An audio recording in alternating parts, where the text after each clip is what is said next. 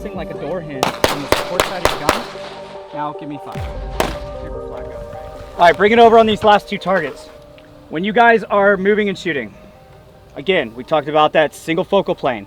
Your sight radius being whether it's 18 inches from optic to eye or reticle to eye, or from you where you're at and moving to target. Could be 15 yards, could be 10 yards, could be 5 yards, but it's way longer. What's better, a longer sight radius or shorter? Longer. Why?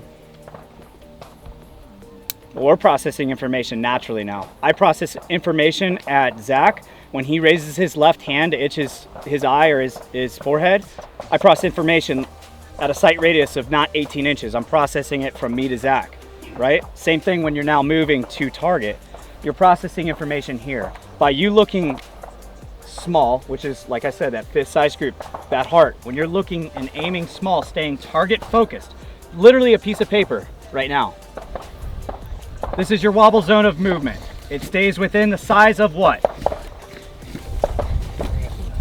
It stays within the size of thoracic, right? Depending on, how well you are getting those good narrow gated steps in. You got multiple contacts to the surface area of the ground so that you are able to be adaptable to the terrain you're about to associate with.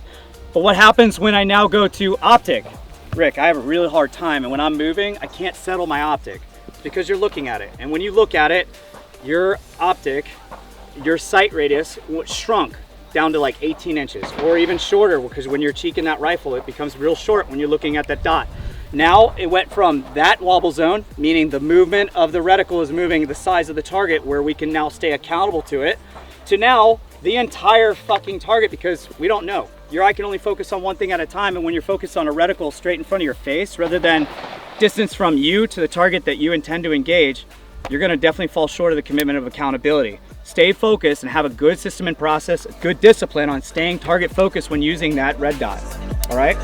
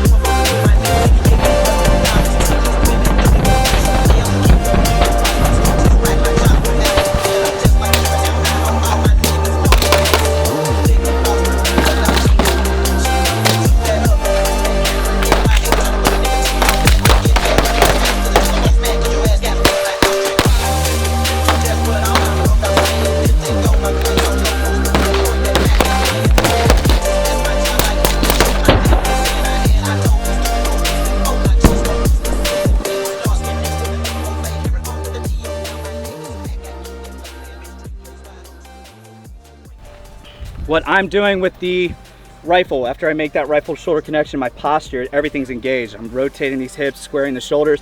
Everything's built behind this gun. I can run this gun very fast and effectively due to the posture, stance, and the grip, leverage grip that I have on the front end of this gun.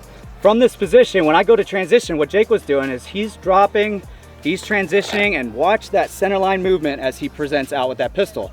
Where do you think the weight of my base is? I'm just kickstanding all that weight. So in order for me to get mobile, my principles within a stance need to be sustainable. Your stance needs to be sustainable regardless if it's up, down, left, right, side prone, left, kneeling, it doesn't matter. It needs to be a sustainable stance. It also needs to be adaptable to the terrain and the environment you're associating with, and you need to be mobile. So in order for me to get mobile from this stance, where do I need to get? Loaded back up on my toes. Well, why don't we just stay there in the first place? All right, so stance and posture, I incorporate and isolate the lower from that upper extremity. Do not, and try to be in a good discipline. What I did for years, because I ran an M4A1 with a 203 PEC, Knight's Armament suppressor in the Marine Corps, and I was just like, fuck, this thing's heavy. So what I do, really aggressive here, drop and kickstand on that back weight, compensating for everything that's dangling in front of me.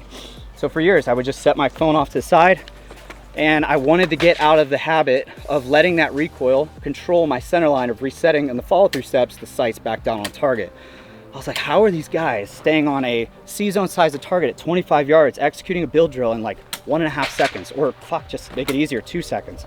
It's not that easy. I'll give you 2 seconds at 25 yards, and I'll give a free course to the guy who can keep them on that C-zone piece of steel with their posture like this, right? You could have the best grip in the world.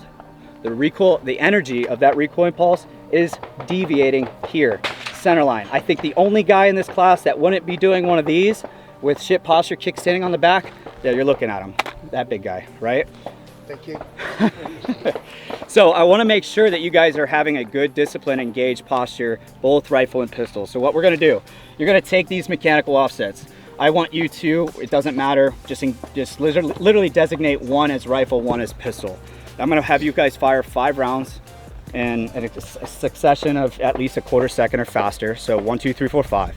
What is the within sight picture sight alignment? What is important when you're running an RDS sight? Keeping a single focal plane of focus. What's important? That dot? What is it? Yeah, literally that Vietnam veteran stare past the reticle of that EOTech and staring at, because of the size of target and distance from, what? That blue dot or my mechanical offset from, right? Because I'm trying to stay as accountable to that dark shaded area and definitely within that bold line, right? So I'm gonna go ahead, transfer those, and I'm gonna demonstrate with good posture, shit posture, the results that you can expect. We're then gonna spread out and isolate the two, just isolating our stance and posture. Then we will come back, reconvene. We're gonna do the exact same thing because you guys' groups are going to improve after we go over grip, all right? So number 9, hold for pistol was, I'm just gonna transfer this over. It's about 1/2 inch up. So nice and big and bold. Rifle, I'm 3 inches of offset. So it's placed half, 1, 2, half. Something big and bold, guys. I wanna be able to focus on it.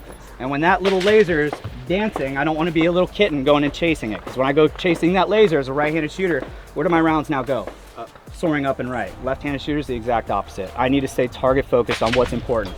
The refinement of what is important, like a fist-sized group at 25 yards, or on that opposite side of the target, looking at that anatomical structure, the heart. That's training your brain. One thing I told, what was your name, sir? Clayton. Can you come out here real quick? Yes. One thing I told Clayton, what you guys can do if you're running a red dot pistol and you're running a aim point, occlude the objective lens here, occlude the objective lens here. Same system and process now. You're training the brain to look at what is important, feed off the information that matters, not go searching or deviating the focus elsewhere, all right? It really fucking helps. So if you have painter's tape, which we have some blue tape up there, you guys wanna occlude the lens, highly suggest doing it. And if you have the ability to occlude the rifle lens, so you're running the same system and process with both weapon systems today, perfect. The class was dynamics, right? But what's the one thing that's going to remain consistent? Regardless of rifle to pistol, regardless of prone shooting, left, right, utilizing barricades, utilizing further than 25 yards distance, also 3 yards of distance, what's the thing that remains the same? Fundamentals. It's the only thing that's remaining the same today. Pistol. So the first demonstration, shit posture, right? This is how I was taught to shoot the rifle in the Marine Corps. Toe to toe, leaning from and compress the spine, weakening your strength and integrity of your center line, and drive that fucking rifle out, and you're just gonna rip 5 rounds. Oh shit, did that work? Sure, my rounds stayed there, but what were the principles of my stance? What was the first one? Starts with an S. Sustainability, right? So sustainability of that stance. Was I sustainable for those 5 rounds? Or was I getting my ass pushed back for those 5 rounds? It's not even on full auto, right? Put it on full auto, I'm definitely falling out. Pistol. So I work that transition, I go to that top target. Now I transition with shit posture. Again, 5 rounds. Sustainability. What happened? Fell out, right? My posture is very important when we're talking those real world engagements. I want to shoot fast, I want to shoot accurate, Rick. Well, you need to have disciplined stance and posture, built on those principles that I gave you. Sustainability, mobility, and adaptability to the terrain you're associating with, the environment you're in. The overall goal within your athletic stance is to absorb and mitigate what? As well as my liabilities that might be backing me up in law enforcement. I had plenty of them. Big guys like you coming up behind me, muzzle pointed right at my back, and we're on a standoff with a guy. I'm sitting behind a cruiser. I've got my lead leg out here and I'm just keeping eyes on. I'm just over top of my optic and I'm waiting for something. Comes to the window, my eyes are now on and reticle is in point. I'm now going to possibly execute that shot. Sights are aligned. But now big guy comes up, he wants to get in the fight too. Now I switch my stance, I'm way out here. He bumps me, do I have any chance of staying on my feet? Now I get bumped out of cover and become a very easy target because of my liability. All right, so now what does an engaged posture look like? We're gonna be from the hips, not leaving that chest neutral, right? Not kickstanding off this back rear heel. I'm gonna be driving that chest over my belt line. As I drive out, align my sights on that target. 1, 2, 3, 4, 5. Coming up target on an engaged posture. So I showed you what that neutral posture, that back rear not engaged posture looked like. Now engaged posture, loading that front leg, driving and squaring up those hips, driving that chest over the heels. Come up, and now I don't leave the plane of the black, and I also am sustainable for the entirety of the engagement. I literally stay here, weapon on safe, I transition. Nothing's changed about the posture. I haven't been doing one of these. All right. Engage posture, transition, same exact thing. Oh shit, we stayed in there. Now I come back up and I can recover my force multiplier, right? But the posture is not changing. It's not deviating with weapon system to weapon system. Sound good? Stand by.